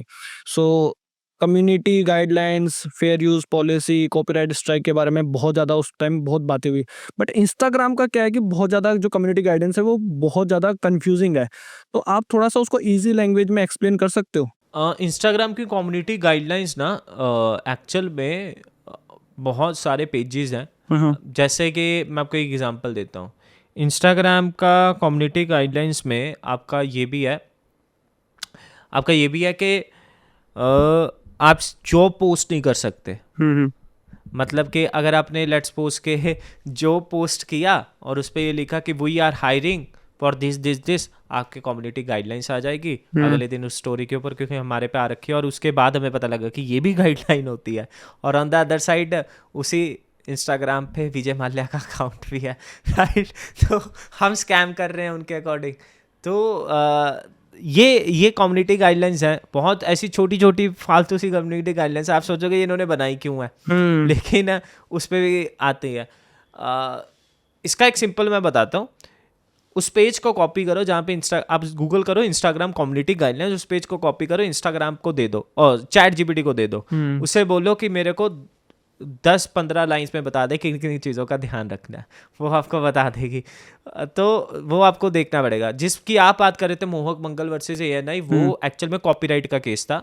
कॉपीराइट का केस ये होता है कि आप ये समझो, हमें फेयर यूज एक चीज़ बोली जाती है यूट्यूब के अंदर, कि जैसे आपने मेरा वीडियो यूज़ कर लिया, ठीक है, ये वाला वीडियो तो आपका ही है जो अभी अपन शूट कर रहे हैं, लेकिन आपने मेरे चैनल से कोई वीडियो उठाया और आपने 5 सेकंड का मेरा क्लिप यूज़ कर लिया और 50 मिनट की आपकी खुद की वीडियो है, और यूट्यूब के, और आपने एक फेयर यूज़ पॉलिसी का एक वो क्लोज आता है, वो आपने डिस्क्रिप्शन में भी डाल दिया, है ना? यूट्यूब के अकॉर्डिंग आपने फेयर यूज़ कर लिया। लेकिन अपन है इंडिया में है एक लॉ, कॉपीराइट के अलग लॉस लिखे गए हैं, ठीक है? तो यूट्यूब अगर इंडिया में चल रहा है तो यूट्यूब को उस इंडिया यानी कि देश के कॉपीराइट लॉस को मानना पड़ेगा। तो ANI ने सिंपल सा काम किया कि आपने हमारी 5 सेकंड का 7 सेकंड का जो भी क्लिप यूज़ किया है, according to the Indian law आप नहीं कर सकते जी, वो हमारी कॉपीराइटेड चीज़ थी, हमारी चीज़ थी, आप कैसे यूज़ कर सकते हो? और ये बहुत ही साफ केस था। यूट्यूबर जितना मर्जी चला ले, क्रिएटर्स चला ले, लॉ से बड़ा कोई हुआ नहीं है, ना हुआ है। तो वो 18 लाख भी मांग सकता है, 36 लाख भी मांग सकता है, और उन्होंने अपनी अपनी वर्डिंग में इसका कोई बोल रहा है रंगदारी मांग रहा है, कोई बोल रहा है कुछ मांग रहा है, खुले में रंगदारी है तो हाँ खुले में रंगदारी है, but according to the law वो सही है अपनी जगह। उन्होंने आपने मेरा कुछ यूज किया है, मैं आपसे पैसा मांग रहा हूँ उस चीज का।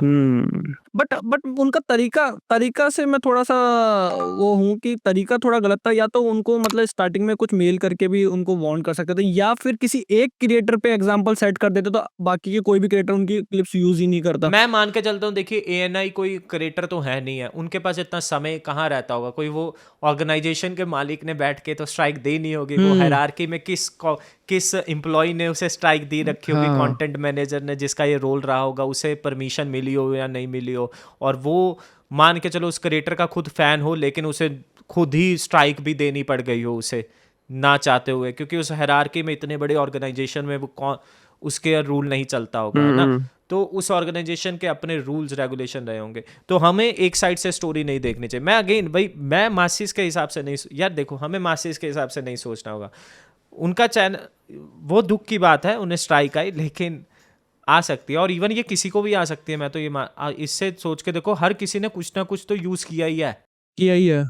और मैं ये उस दिन यही सोच रहा था कि कोई ऐसा प्लेयर, कोई ऐसा ऑर्गेनाइजेशन, पता नहीं कौन होगा, जिसके अंडर बहुत सारी चीज़ें होंगी, उसका कल को माइंड ऐसा सुबह उठा और उसे लगा यार ये सब लोग यूज़ कर रहे हैं, इन सबको कॉपीराइट दो, तो मुझे लगता है आधे चैनल्स खत्म हो जाएंगे, क्रिएटर खत्म। ये 40 लाख का जो मैंने आंकड़ा बताया है वो 20 लाख पे आ जाएगा 20 लाख पे आ जाएगा, तो ये हो सकता है।